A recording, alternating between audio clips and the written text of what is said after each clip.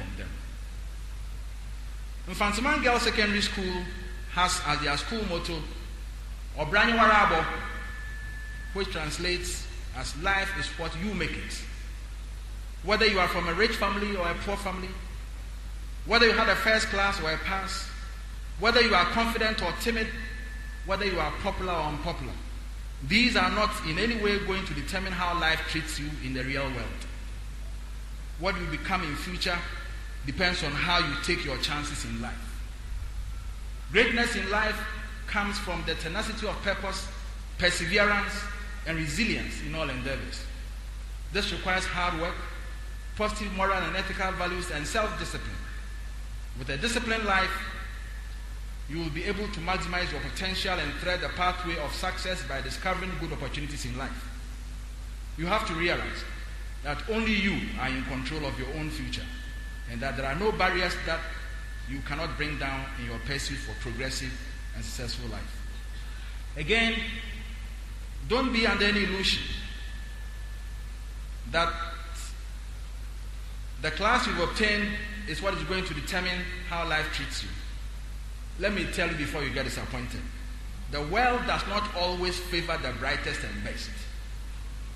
So make room for disappointments and failures. Not once, not twice, but many times. But when they come your way, don't get discouraged. Keep moving on. The opportunities you seize in the period that you don't feel responsible, for example, during national service, are what can make your future. So don't waste it.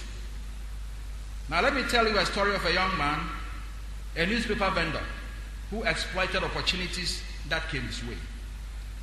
In December 2004, I made a decision to support a news vendor. This was someone who had finished senior secondary school but had performed poorly and could not progress further academically. Together with 6 other people, they stayed in a family room. Together with 6 other people, they stayed in a room of a family member. He made 15 cedis in a day for newspaper sales, spent 5 cedis, and saved 10 cedis with his uncle. At the time I met him, he had saved 1.2 million cedis then, but the uncle has squandered all the money. I arranged for him to be brought to my office. I asked him what he wanted to do, and he said, electronics. He replied. I looked at the result slip, and he had failed mathematics. So I said, you can't do electronics with these results. Would you mind resitting? He was eager when he realized that I meant business. I got him enrolled in one of the remedial schools in Accra and monitored his progress. 3 months to examination time, I made him stop selling newspapers to concentrate on preparing for his exams and to have the opportunity to use the library, and I gave him the same amount he would have made if he sold newspapers. The results were released, and lo and behold, someone who had failed almost all subjects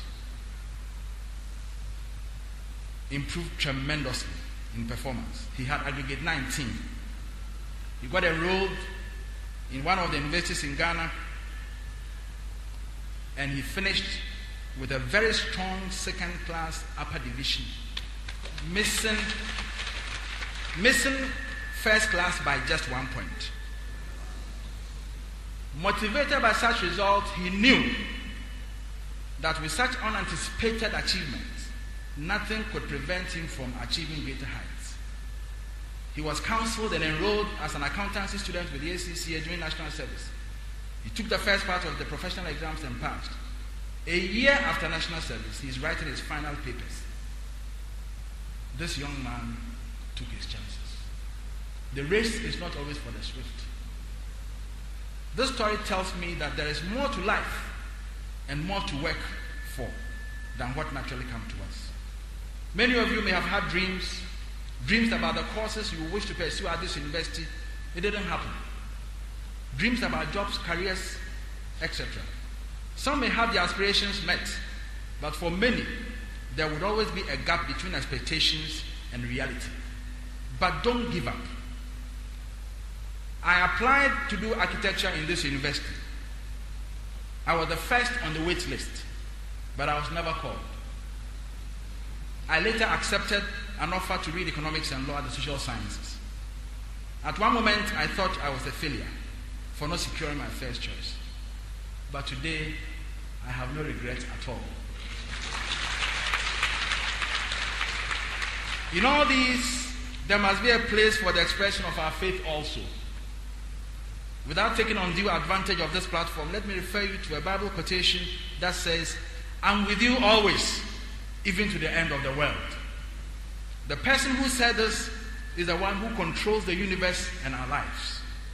Put your trust in him. One of my very favorite artists is Celine Dion.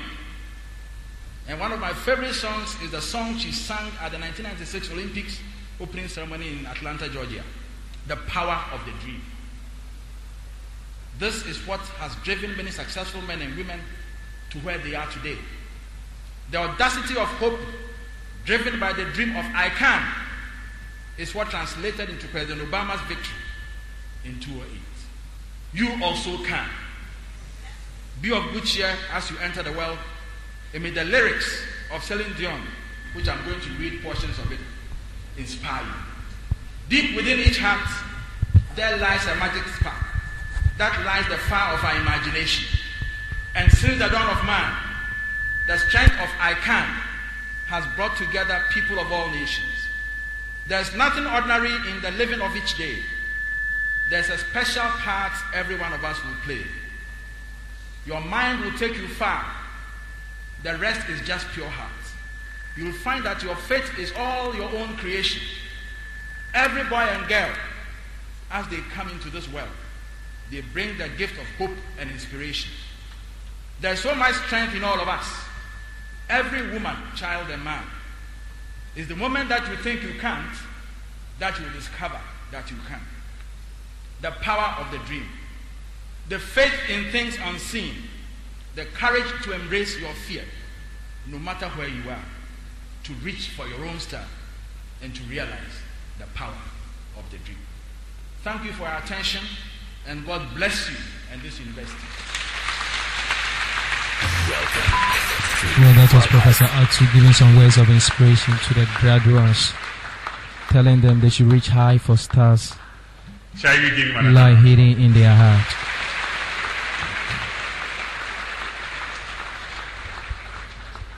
Welcome. So you realize as well that we were not singing praises for nothing. You have heard it all, and he is indeed a great man. Shall we give him another round of applause?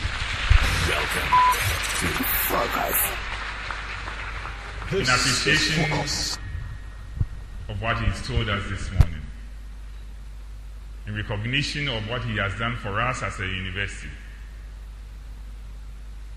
and for accepting to be here today, I invite the Chancellor of the University, Otumfuo Osei II, assisted by the Chairman of the University Council, Mr. Paul Victor Obeng, and the Vice Chancellor of the University, Professor Kwesi Adapa, to decorate our illustrious son accordingly.